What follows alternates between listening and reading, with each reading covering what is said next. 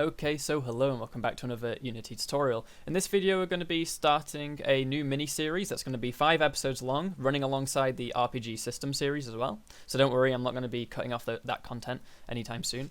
We're going to be covering the 5 S.O.L.I.D principles in software development. So each of the letters obviously stands for something different. I'm not going to go through what they all mean now because each of the episodes in this series are going to be focused on one of those different principles. So this video is going to be focused on the single responsibility principle. I'll explain it fully when we get into the video. I just want to say a lot of people have been tuning into my stream and stuff. We've been discussing on stream and focusing on like software development best practices and design patterns. So I thought it makes sense to do some design pattern related videos on my channel. Now, there are other YouTubers and obviously resources on the internet that have covered this before, but obviously as a tutorial channel, especially I'd say a more intermediate difficulty channel, I'm not exactly fully beginner focused. So I feel like it makes sense to have quite a lot of videos on this kind of thing for teaching you guys who are taking game development seriously. You know, you've already accepted you like doing it and you want to start writing good code rather than just code that works.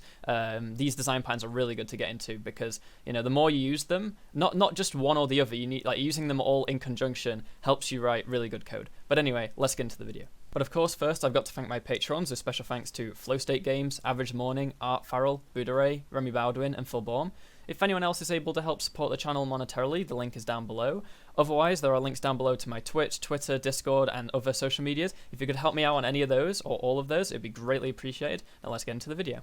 Okay, so the last thing to mention before we get into any coding is that today is Wednesday the 14th. I will not be streaming tomorrow on the 15th. On Friday the 16th, there will be a video, and I'm going away on the 17th until the 24th. So this week, from 17th to 24th, next week, I will be away, but I'll be uploading videos just normal on Mondays, Wednesdays, and Fridays. I'm going to obviously pre-record those videos, and then when I get back on the 24th, the next week, from the 24th till the 31st, there won't be any videos. I'm going to be streaming every day, working on this game jam. It's 1 week long. If you guys watch my channel, you'll obviously have watched Saiku, Blackthorn Broadfront, Danny, Brackies, at least 2 or 3 of them, right? You'll obviously have seen them. So they're running a game jam. Currently, there's 4,000 people that have entered it. It's 1 week long, just as game jams are. You know, you only find out right at the start. I encourage any of you who are into game development and have some free time during that week at all, just to take part and enter. You don't have to give your entire 7 days to it, obviously. I'm going to try and do so because I'm lucky enough and fortunate enough to have the time to do so. So I hope you guys in that week tune on to my live stream and just basically take part in the community event. It's going to be fun, and I'm looking forward to see what I'm going to make and what you guys make. But anyway, let's get into the video now.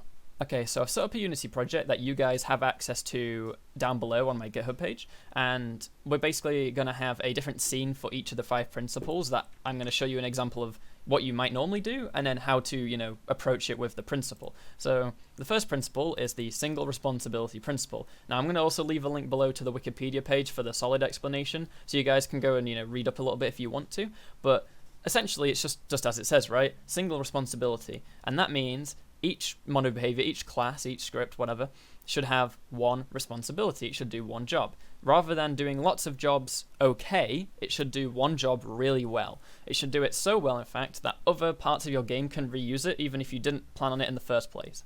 So for example, a beginner's approach to making a bomb in a video game, right? It collides something, or it has a timer and then it blows up, right, and deals damage and so on. You might just think, okay, well, here's my bomb, so let's write a bomb script, right? So you make a bomb script, and here it is. And it's not that bad, it's only 50 lines. I could have obviously come up with like a really bad example that's like hundreds of lines long. But you can see how if you get into this bad habit, your code will get really, really long. Because currently I've got a variable for how long till detonation, and how big the explosion is, and how much damage to deal, and what we blow up on if we hit it. I added this so that, like, for example, a bomb might bounce off a wall, but then if it touches an enemy, it blows up instantly. So, like, depending on what it hits, it does something different. I've not actually really implemented it properly down here, but that's something you could add, right? And then the point is, with a bomb, like, what else do you want? Maybe it's a homing bomb, right? So you got to inherit from this and make a mess. And the point is, this class doesn't do one job, right? It does plenty of jobs. First of all, it starts a coroutine for a timer, and when it's times out, it detonates. And then the detonator deals the damage, and then it also checks if they've got the enemy component, which I just made a quick enemy component. It literally just says health, and you can deal damage to it. That was just a test to show the damage. And then up here we also have an on-trigger enter, so like it listens for when we collide or something, and then it calls that function. Now, this works. And if the game was really, really simple and you had like just a bomb, like your game was literally just your only thing in the game mechanic was like a bomb, like a Bomberman or something, I don't know, then that's not that bad. You don't need to really do anything further than that. But if your game, if you want to design it well, or if you've got any more complex behavior, just looking at what's in here in these different parts. A lot of these things you want to reuse, right? So for example, seconds until detonation. How many times in your game do you want something to happen after a set amount of time? Probably quite a lot, right? You might want lots of things, like different things to explode after that amount of time. You might want things to just destroy themselves after a certain amount of time. You might want particle effects to play after a certain amount of time. The point is, you want stuff to happen after a certain amount of time. So wouldn't it make sense just to have a script that handles doing something? It doesn't care what, right? Just do something after this amount of time. That makes sense, right? Sounds like an event. So we're going to write a script to basically just wait a certain amount of time, call an event. We're going to basically rebuild this bomb with multiple smaller scripts that we can then piece together to build other components. I've covered this in the past, and a lot of you probably know about this, but it's something that you really need to get drilled into your mind when you're starting game development. It saves you a lot of pain down the line, having to like duplicate code and stuff that you don't have to do with this. Like, for example, when we collide with something, call a detonate function. But like lots of things in your game are going to need to collide, right? If you're making an RPG like I'm working on, you're going to have spells that collide, you're going to have arrows, you're going to have like enemy attacks, you literally like anything that collides. Surely you want to just do something when something collides. So the first thing would be we need to write class to do something after a certain amount of time. Then we also want to write some code that does something when we hit something. Then we also want to write a piece of code that just deals area damage, Why not? We're gonna, or maybe not even deal area damage, maybe just deal area anything, right? Like maybe you have a class that takes in an array of enemies and then, or an array of something and does something to it, and all this other class we're gonna write is, or all it does is does a sphere overlap, loops through its components and passes them on to something else. It's up to you. Everything you expand, you have to ask yourself after you've split it out into another class, can this class be split up into more classes? So even at the end of this video, it probably won't be as fully spread out as possible, but you'll see the benefits to spreading it out. And then down here, we've got a coroutine for waiting a certain amount of time before detonating. So we're going to basically rebuild this bomb and do it rather than using one script, we're going to use multiple. So if I press play, the bomb's going to fall and blow up. So it hit the enemy or it hit the ground, doesn't really matter, and then it died essentially. It ended. And then if I go to the bomb and I turn off the like falling from gravity, we have a 3 second until detonation, which is what happens if you don't hit anything, and there it goes away. So that works too. That's already two things it's doing when it should really have different classes to handle those two different scenarios. And then we also have the area damage. Now the enemy has 100 health, so if I just set the area damage to 100, theoretically when it hits it, it should kill the enemy. Which it does, the cube goes away, right? So there it is, it's doing 3 jobs, and maybe even more. Now, you'd think Unity already really emphasizes this component-based design anyway by having, for example, Rigid Body only handles physics, Sphere Collider only handles collision, and Mesh Renderer only handles mesh rendering. It makes sense, it's sensible to make components do their own little things. So any class you make, you look through it and you think, is this doing more than one job? And if so, does it make sense to put it into another class? You don't want to have it so that like every single function is in its own class. That would be stupid. But like, there's plenty of scenarios where your code is just like doing 2 things at once, and then you'll look somewhere else in your code and you've like copied and pasted a function, or you've typed it out and then not realized you already have it elsewhere, and you're like, oh, why did I type that out again? I could just reuse that piece of code. You want everything to be plug and play. I want to make a new enemy or a new weapon, and it's not a bomb. It doesn't detonate after a certain amount of time, but it does deal damage when it hits something. So you just don't put on the detonation code, the like delayed detonation timer, and then it just won't do that, Rather than having to write a separate class and not have that field and not have that code in, you've copied everything else. It's just so stupid. I'm not saying I'm not stupid, because in the past that's the way I did it, because I thought that's the way everyone does it, you just write a piece of code for every single thing in your game. I had a projectile class that was put on every single projectile in the game, and that projectile class had a boolean for every single effect the projectile would do. So I had like does deal damage, and then after every boolean there's usually a float saying oh yeah, so if it does deal damage, then here's how much damage it deals. And it was just stupid. I looked at it and I was like, well, it works, but it's probably the most like there must be a better way to do this, and there is, obviously. So let's get into making bomb good, because here we've got bomb bad. Okay, let's get into making bomb good. Okay, so for bomb good, I'm gonna duplicate bomb bad and get rid of bomb bad. Wait, I could have just reused that one. Oh well, it doesn't matter. I'm gonna call this bomb good, I'm going to go to my prefab, single responsibility, put in bomb good. As I said already, prefab original. If you guys want access to this code and to look through the project, then obviously it's on my GitHub page, so you can see all that. Let's just remove the bomb class and apply, and then let's start piecing together the other classes we need. Okay, so what do we need first? Well, we're gonna do the timing, right? We don't want this coroutine in here and this timer. You know, we don't really want that. So let's go make a script. We'll do it inside the single responsibility. We'll create a script called timer. Okay, and I'm not going to write the code right this second. I just want to create the other scripts. Timer will handle simply just, you know, doing something after a certain amount of time, and then we're going to write a class to handle doing something when we, you know, hit something. So I'm going to make this, call it trigger overlap. Because if you wanted to do it for colliders, you'd have to make a separate class. Because sometimes you want to put this code on things that hit with a collider and want things that hit with a trigger collider. You know, they work differently. They call different functions if you have this enabled or not. So you might want to make a collider one too. I guess we can do that right now as well, just to show you how to do that. So we'll make a collider overlap. And then the last thing it did was area damage, right? So I'll just put it like area damage. Okay, so now we've got all these small different classes. I mean, they're very small right now because they have nothing in them. So I'm going to quickly go through and set up the namespace and just get the boilerplate set up, and then we can get into actually coding this. Okay, so I've set up all the scripts. We've just got the namespace and all the class names are all mono behaviors. They sit on the object. The whole point is the mono behavior components are all going to be pieced together. So if we look back in the BOM, we're first going to extract the timer part of it, right? Put that in its own class. So on start, we start a coroutine called timer, and then when it's done, we detonate. But instead of calling a detonate function, we're just going to raise an event. And then anything that can listen for that, anything that listens for that event will know when the timer ends, rather than hard coding it to work just for a bomb. We want it to be, you know, doing one job only. So this timer just cares about having a certain amount of time. So we're gonna have a serialized field private float like time, right? Like time or time before. We'll call it duration. Equals by default 1f, right? 1 second. And we're also going to have a unity event. So unity event. And this unity event is going to be called on timer end. Okay, and we're going to set equal to a new unity event. And we then want to start doing the code. So in our start function, we want to set the coroutine off, right? We want to say essentially on start coroutine.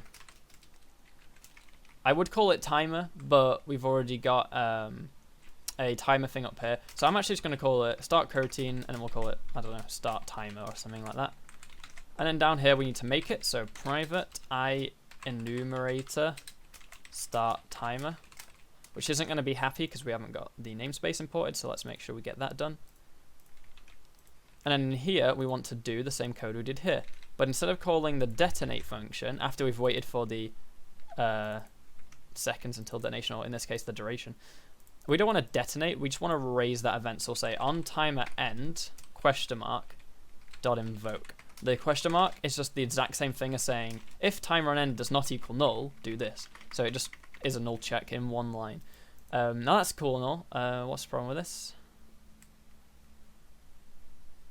Oh, I wrote it twice, my bad.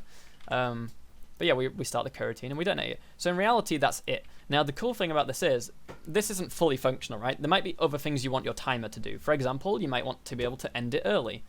So you can add that. But the thing is, if you did want to let timers end early and you had it on the bomb class and on loads of different classes and all over the place, you would have to go through all those different classes and change it manually, and then you might type it wrong in one place and it all breaks. If you have the code all separated, so the timer code is here, and then you decide to change the timer logic, it updates it for everything that's using it without need to go into all those different scripts. So it's obviously a very clever way to do things.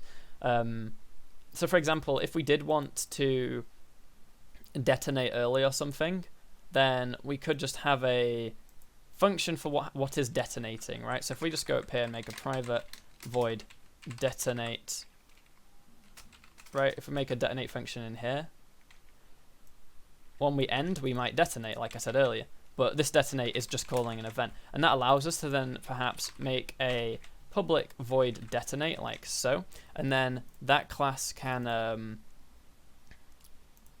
no, sorry, not that class. That function can be called externally to end early. So on start, we start the coroutine for the timer, obviously. Also, we can say up here, we might have a boolean to detonate on destroy, right? Because, well, I don't know why I did like that. Because perhaps you, if this timer's on something and the object gets destroyed, the timer then still might want to do its stuff at the end. So on start, we start the coroutine to, well, we're going to make an onDestroy function. It's already built in, like onDestroy. There it is.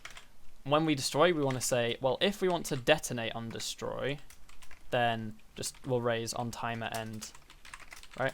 So when this object is destroyed, if we're told that we want to detonate on the end, then we'll do that. I'll just call this detonate early. We're going to say invoke that and stop all coroutines. That's just to stop the thing from messing up. I had a problem in the past where that messed up if I didn't stop it. And then the actual timer is wait and then do onTimerEnd.invoke. Like so. This class is all happy now. This just does the one job of timing, essentially. So if we go back to the good bomb, what is it? Yeah, a good bomb, and we add on the timer component, we'll then say, all right, so the bomb lasts for 3 seconds, and it doesn't detonate on destroy because we're going to handle the destroying here, maybe. Okay, and then now from here we can use the Unity event to say what happens when we do other things. So let's get rid of the bomb class. So the trigger overlap class is literally just going to do what the thing did up here in the bomb. So if we go back to the trigger and we just comment that and go to trigger overlap, paste that. So on trigger enter, blah, blah, blah. We want to then say on trigger dot invoke and we'll say other dot transform.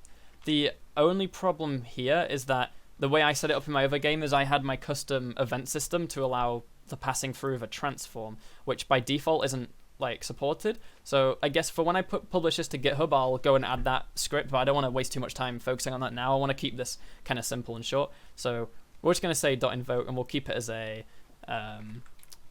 just a void event. So serialize field private Unity event on trigger equals a new Unity event. Just like the other one, we raise an event when we hit something. And then we have the layer mask, private layer mask. We'll just call it layer mask because there's only one layer mask here. It doesn't really matter what it's for. So we'll just paste that there. So now this will raise an event when we collide with something, right? That's all its job is just to raise an event when we collide with something. So we'll say trigger overlap, and we collide with the default layer. And finally, the area damage. We want to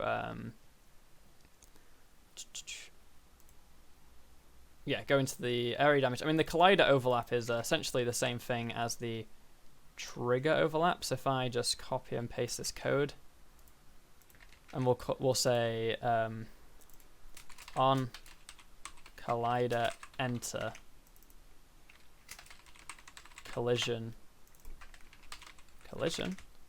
We'll say it is on it's on collision enter. Sorry. There we go.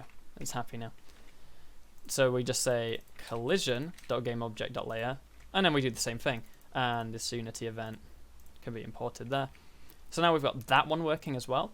Area damage. If we go look at area damage, it's really just this part here. So obviously, as I said, this particular class could be extracted even further out.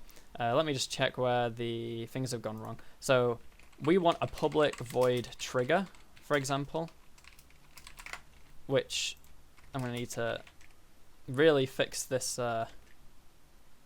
code here. So let me just take all this and shove it in the function and see who's still not happy. Okay, everyone's happy, cool. So when we trigger this function, we want to get all the colliders around us in the radius and deal damage, right? So damage to deal or something like that, right? Then up here, we can have those variables from the bomb. So the explosion radius and then the damage to deal. I'm just going to cut that bit off there. So now this class is happy, apart from a extra bracket at the end. This class just does that. It just deals area damage when it's told to do so. And then technically we need one final thing, which is the destroy action, right? So if we just write destroy action, this class is just simply responsible for destroying itself when it's told to do so, right? Namespace solid.single responsibility. Put it all in there. Get rid of all this. And all we want to say is public void trigger. When we're told to trigger, we just want to destroy this game object. Make sure it's small g. And then you can get rid of the unnecessary namespaces and do whatever formatting you want. That's all that class does. It just destroys itself. And now we can piece together the bomb and make it do whatever we want, right?